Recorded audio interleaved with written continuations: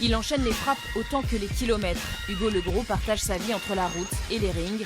Chauffeur-livreur dans le secteur automobile, il travaille dur pour se payer un avenir dans la boxe. Ouais, c'est des journées assez fatigantes, ouais. Mais bon, on n'a pas le choix, il faut travailler. Entre son travail dans le Val d'Oise, son lieu d'entraînement dans l'Oise, il parcourt tous les jours des centaines de kilomètres. Malgré la fatigue, l'envie de réussir est plus forte. La solitude des trajets lui permet de visualiser son prochain combat. On se fait des petits films, on se pose des questions, et puis quand c'est l'approche d'un combat, on se fait le combat dans la tête, on va dire. Mais bon, c'est beaucoup de films quand on est tout seul comme ça. Et c'est à la ceinture de champion de France qu'il rêve. Repoussé à cause du confinement, le combat devait se tenir en mai.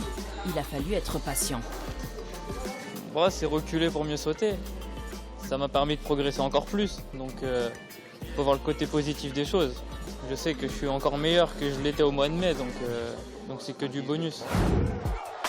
Ce sera sa deuxième tentative pour décrocher ce titre. Il y a 2 ans, chez lui à Séry-Fontaine, il s'était incliné au point face à Adel Adjoui. Passé la déception, il a décidé de changer de club et d'entraîneur. Un tournant dans sa carrière. J'ai redécouvert, on va dire, la boxe. Il y a plein de choses qui ont changé, je renie pas tout ce que j'ai fait avant. Mais je vois en fait une autre façon de boxer et de voir la boxe tout simplement. Donc du coup, j'ai un peu moins de sensations de déjà vu. Donc je découvre des choses et du coup, je prends plaisir.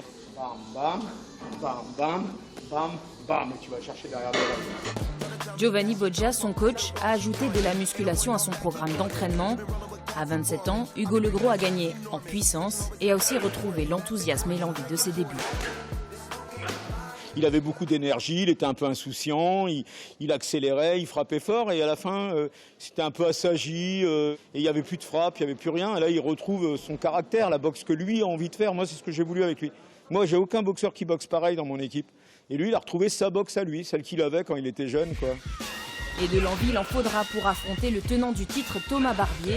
Un combat particulier, il se disputera à Pont-Sainte-Maxence, mais à huis clos. Pour le soutenir, il pourra compter sur son équipe et aussi sur toutes les heures passées à l'entraînement. Mais il n'y a rien qui me fait peur. Je le respecte énormément, il a une grosse carrière, c'est un très très bon boxeur. Mais je suis sûr de moi, je sais le travail que j'ai fait. Donc j'ai tous les ingrédients nécessaires pour remporter ce combat.